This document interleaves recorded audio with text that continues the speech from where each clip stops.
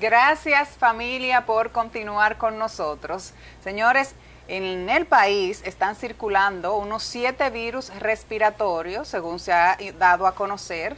Y la verdad es que la ciudadanía, en sentido general, está pagando, ¿verdad?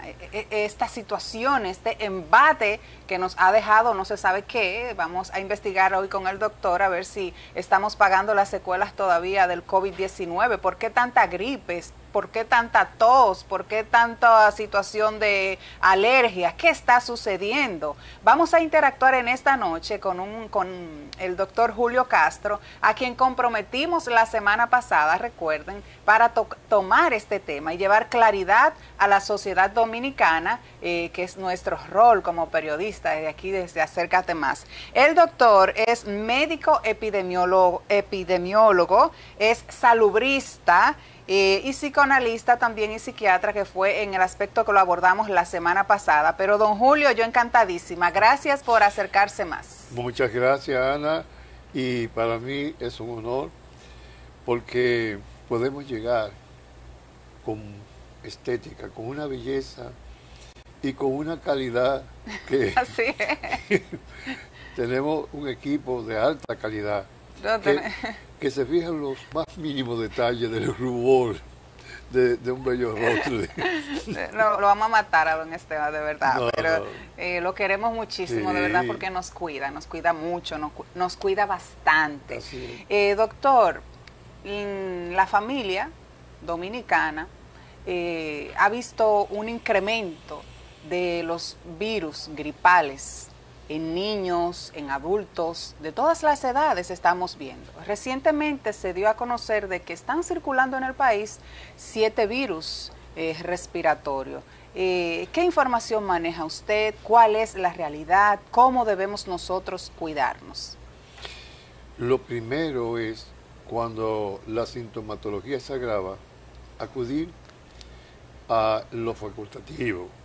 En el caso de los niños y los adolescentes, hacia los pediatras. En el caso de los adultos, de los jóvenes y los adultos, entonces a medicina interna y a los neumólogos. Para eso está la especialidad. Por eso decimos zapatero a tu zapato. Así es. Porque cada quien hace un expertise y puede rápidamente llegar al punto donde se genera el problema y controlarlo antes de que se agrave. Porque, ¿qué queremos evitar? Y eso lo hablamos fuera de cámara, que una persona tenga que ser intubado. O sea, es hasta incómodo para nosotros como técnicos y como profesionales ver a una persona con un tubo, porque no puede respirar. Es duro, es difícil. Es sumamente fue duro. un panorama también que vimos mucho cuando el COVID-19, vimos muchas personas pasando esa realidad. Doctor, hemos visto personas hablando de que tienen una tos que no se le quita, una tos de verdad increíble, imparable, y toman medicamentos y la tos continúa. De hecho, una amiga me contó que su mamá tenía la tos tan fuerte que cuando tosía se le salían los pipí. ¿A qué se debe este aumento de estos virus gripales? Sí. Bueno, lo principal es la contaminación atmosférica que tenemos. Nosotros tenemos ahora mismo respuestas al polen, al polvo, respuestas alérgicas. Entonces, esas respuestas alérgicas implican que en el momento que pasan de las fosas nasales y bajan al pulmón, en el neumocito generan reacciones difíciles de controlar. Entonces, el tejido neumónico no puede controlar satisfactoriamente. Entonces, además, produce moco. O sea, se genera una defensa humoral, y esa defensa humoral dificulta entonces la respiración y dificulta el proceso de oxigenación. Wow. Entonces ahí es donde viene la tos como una medida defensiva. La tos es defensiva. Primero trata de sacar los virus y las bacterias que una vez también se asocian con los virus y entonces ahí se genera un proceso de expulsión. Okay. ¿Puede la tos causarle la muerte a alguien? Sí, porque como elemento concomitante a veces se da una participación del nervio vago. Recordemos que el pulmón debajo tiene el diafragma y el diafragma está inervado por el hipogloso y por una serie de combinaciones entre lo que es el paquete vasculonervioso que llamamos, el proceso de irrigación sanguínea, es el proceso arterial, el proceso venoso que recoge la sangre no oxigenada ya con mucho dióxido de carbono. Entonces ahí se va generando una serie de situaciones, por ejemplo como el hipo. Hay personas que tienen unos hipos incoercibles, o sea que es difícil de y eso es incómodo, doctor. A mí me ha dado hipo y eso es incómodo. Y no solo eso, que entonces el hipo puede conducir a agravamiento del proceso de respiración y de oxigenación. Es así. Porque recordemos que el oxígeno es la fuente de vida del ser humano. O sea, los seres humanos tenemos el agua, tenemos los alimentos, pero es el oxígeno realmente el que nos mantiene vivos. Es así. Doctor, se está hablando de un problema de COVID, hay casos de COVID, hay casos de influenza, las personas que son alérgicos los vemos afectados visiblemente, la jaladera de la nariz y que requieren de su antialérgico, y aparte las personas que se contagian. Realmente, ¿cuáles son esos virus que ustedes están viendo más de cerca y cuál es la manera correcta para que la sociedad comience a reconocerlo primero, ¿verdad? Pero también a cuidarse de ello? Es correcto.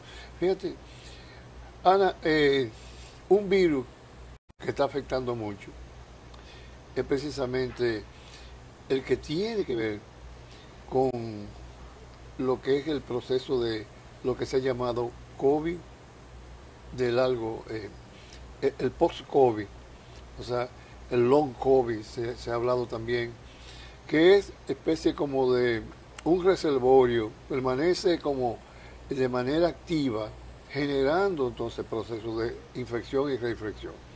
Esto no queremos entrar en polémica, claro que no, pero sabemos que se debe al gran grupo que no optó por la vacunación. Ese grupo que no optó por la vacunación, dice, yo me vacuné y a mí no me ha pasado nada, pero siempre están mocosos, siempre tienen problemas alérgicos y se debe al proceso de vacunación. Ok, para analizarlo un poquito, ¿verdad? Y llevarlo un poquito más llano a la audiencia, sí. Este auge, este montón de personas, de pacientes que estamos viendo hoy en día, en la actualidad, con problemas respiratorios por gripe, probablemente sea una repercusión de aquellos que no se vacunaron contra el COVID. Me gusta tu carácter científico, probablemente, sí, porque los científicos hablamos en términos de hipótesis, de probabilidad, de posibilidad. Entonces, la persona... es que así es que tenemos que hacerlo, exactamente, ¿verdad? porque hay personas que hablan con una contundencia. Hace unos días venía escuchando en mi vehículo lo que era alguien hablando. Y cuando hablaba con una seguridad, digo yo, pero... Como que era que lo estaba viendo ahí. ¿Dónde había logrado las titulaciones y cómo logró los estudios pertinentes para generar esas conclusiones? Eso es parte de la ética periodística, así debe ser. Pero esa no era periodista.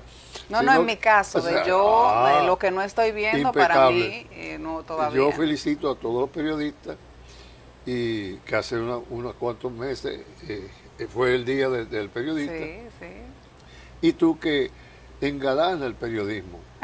Sí, hay, sobre todo en el sector femenino, sin querer entrar en detrimento de los varones. Es así. Pero tú es una exquisitez la estética con la que tú presentas la verdad, Yo voy a traer al doctor aquí toda la semana para, ¿verdad? Para sentirnos así rosaditas. Sí, sí. Doctor, mire, realmente cuando uno toma la decisión de ejercer esta carrera, y yo lo he visto a usted también desarrollándose como comunicador, uno siente que tiene una fuerza, un rol tan grande, una responsabilidad tan grande, porque es tu palabra, es tu rostro. Entonces, por eso siempre creo que hasta que yo no tenga así en mi mano, que no soy yo que lo estoy haciendo, que yo puedo decir esto es duro, esto es frío, esto es pesado, para mí es probable, es quizás, es supuestamente.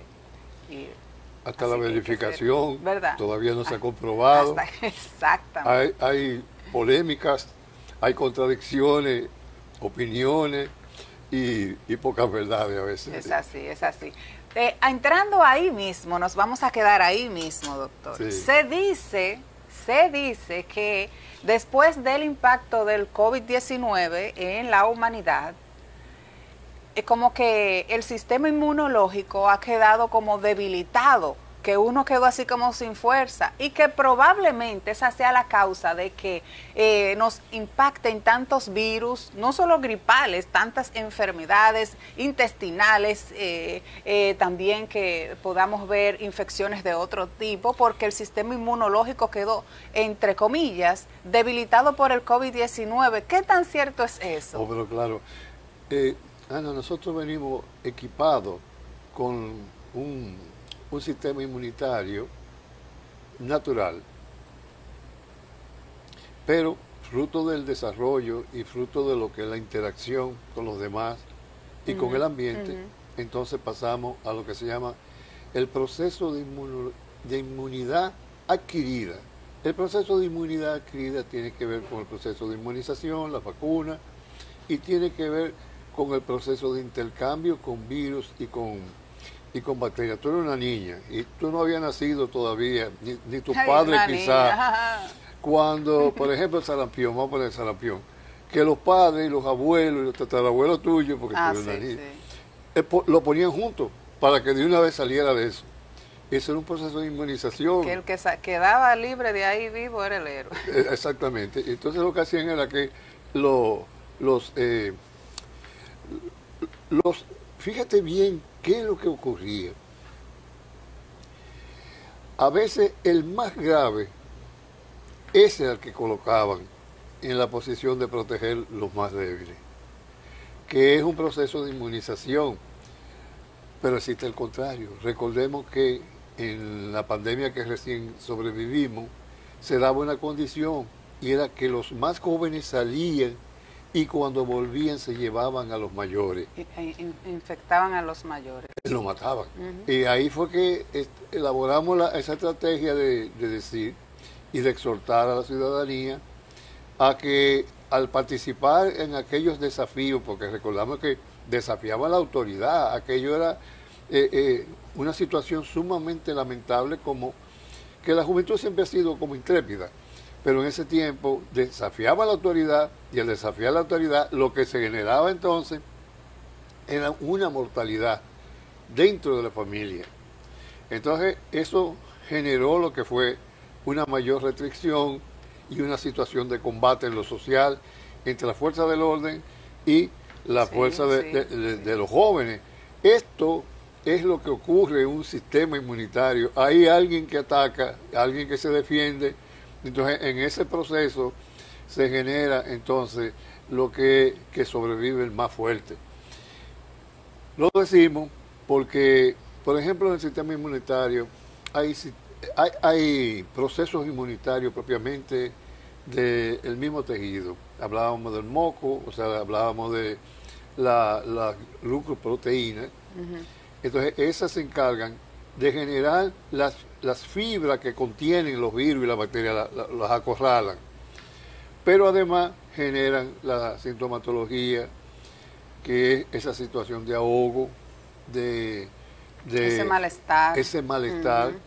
Entonces es ahí donde entonces, al usar los medicamentos sin la aprobación del médico de cabecera, el médico de familia, que estamos volviendo a ese, o el médico especialista, Porque como hablábamos ahorita, zapatero a tu zapato. Zapatero a Entonces tu el zapato, médico definitivamente. de una vez llega y erradica la causa, porque en cualquier tipo de intervención de un problema cualquiera, existen lo que se llaman los elementos etiológicos. Los elementos etiológicos son las causas.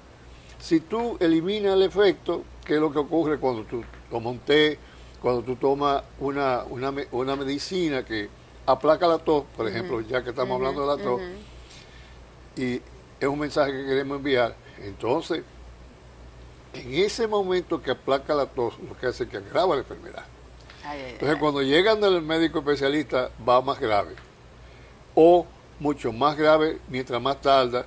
Entonces, genera la situación de que entonces debe quedar hospitalizado, debe ir a las áreas de cuidado intensivo y debe ir a lo que se llaman los procesos asistidos de respiración, un tubo, una traqueotomía. Se empeora, la empeora. situación se empeora. Entonces aquí el mensaje es, doctor, a evitar la automedicación. Excelente, así es. Y inmediatamente se dan las desviaciones básicas, porque hay desviaciones básicas, síntomas que son leves, que van sugiriendo que hay una tendencia hacia una gravedad, entonces vaya. Es así. Doctor, ¿cuáles son esos síntomas que nuestra audiencia, nuestra sociedad que nos está viendo en este momento debe tomar en cuenta para determinar si es grave, si debo ir ya al médico? Usted sabe que la gente en los campos se beben su té de chinola y hoja de qué sé yo qué con canela, sí, que son buenos, doctor, para su jugo. Bueno, ese de cundiamol no lo he probado, pero hay un té de canela y limón y chinola, señores, que eso da gusto beberse ese té.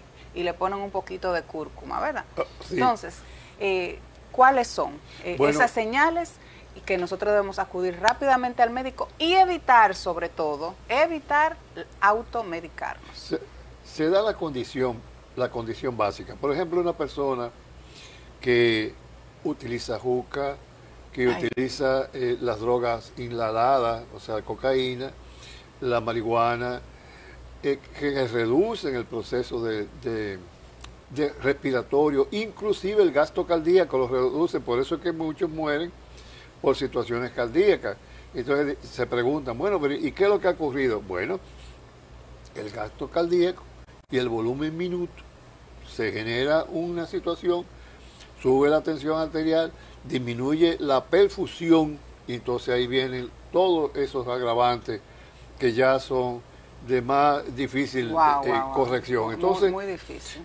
Las condiciones primarias, o sea, personas que han tenido tuberculosis, personas que tienen diabetes, hipertensión, personas que tienen como el hábito de inhalar humo de cualquier tipo que sea, desde el cigarrillo. Aquí podemos, disculpe que le interrumpa, aquí podemos involucrar a las familias de fumadores, sí, a los hijos de fumadores. El fumador pasivo, que por ejemplo, ya sabemos que probablemente, vamos al lenguaje científico, probablemente los fumadores pasivos generalmente tienen una tendencia a pagar más caro, a sufrir de neoplasia, de cáncer, sobre todo en la parte superior del pulmón o en la base, generalmente, porque en el medio están los grandes tubos, en el medio está el proceso que viene desde los bronquios, de la tráquea, viene bajando y entran al pulmón. Entonces, a partir de entrar al pulmón, van a los tejidos y de los tejidos a la célula. El elemento más simple es la célula. En el momento que la célula comienza a gritar de que lo están afectando, ya un especialista que tiene que intervenir. Definitivamente, tiene que entrar un especialista a determinar cuál es la realidad. Doctor, voy a aprovechar su inteligencia, su sabiduría, su experiencia, para que usted rápidamente nos aconseje, me voy a involucrar también, cómo podemos nosotros comenzar a levantar nuestras defensas, cómo podemos cuidarnos para no ser tan vulnerables de cara a los virus que estén afectando a la sociedad. Rápidamente, nosotros tenemos en en esta etapa que tenemos de la vida, tenemos un gran conocimiento. Se ha acumulado una cultura, digo yo, en todo. O sea, la persona tiene una tendencia a cuidar mejor su salud y acudir a los elementos que son propios de la autoprotección. Pero ojo, es ahí donde volvemos y alertamos a las personas que consultan con el doctor Google. Y el doctor Google, de manera simpática, el doctor Google le dice, y además lo prepara. A veces anda va con una preparación, no, porque usted dice eso, pero, o tú estás hablando de la consulta con él, y ellos inmediatamente están buscando, o alguien familiar está buscando al doctor Google y le hace una seña, le topa. Dice, fíjate. Mira. No es así. Él estudia mucho, pero no es así. Entonces, todos esos elementos agravan el proceso que cuando en la confianza que debe haber entre un profesional y una persona que está padeciendo una situación, entonces debe haber una cierta confianza. Y para eso están las certificaciones, para eso está el proceso de saber con quién usted está tratándose. Entonces resultamos que la persona siempre asegure, como primer elemento, que asegure con quién se está tratando. Es así. Sí. Hay una realidad, doctor, y usted se ha desempeñado en el área pública también, ha trabajado directamente, y es que la gente lo piensa 2 veces antes de ir a una clínica, a un hospital. Se quejan del costo de las consultas, se quejan del costo de los medicamentos, se quejan de todo. Y es una realidad, es un grito social. O sea, y usted ve que antes de ir a la emergencia, al médico, ya se han tomado 50 té. Y de hecho, la receta que le dan, por ejemplo, si se enfermaron hace un mes, no la botan. Se quedan con la receta guardada y cuando vuelven a presentar los mismos síntomas, vuelven a comprar esa misma receta. ¿Qué opina usted al respecto? No, y a extenderla a los demás. Por ejemplo. Ay, doctor, de verdad, se la manda. Mira, yo estaba así y el doctor me recetó esto. Se comparten las recetas, señores, es una realidad. Pero entonces resulta que tiene una contraindicación, porque los medicamentos tienen lo que se llama la vida media, que es lo que tú, inmediatamente tú instalas un tratamiento, se genera un proceso que tú vas calculando la vida media. Tú sabes lo que prescribiste, entonces sobre esa base tú tienes un cuidado de ir viendo cualquier sistema que esté entrando en respuestas colaterales, entonces tú comienzas a reducir o comienzas a suprimir o a poner otro que... Pero entonces existe lo que se llama el prospecto. Personas que se leen el prospecto y terminan siendo grandes especialistas. Sí. Y ya, no, pero mira qué es lo que ocurre. Mira, esto es para esto, entonces ahora yo tengo que disminuirlo, a ver. Entonces comienzan... Pero yo entiendo que esa debería ser la tendencia, que la gente se preocupe por qué va a tomar, qué va a comprar. La conciencia. De verdad que la cultura en sentido general y la conciencia.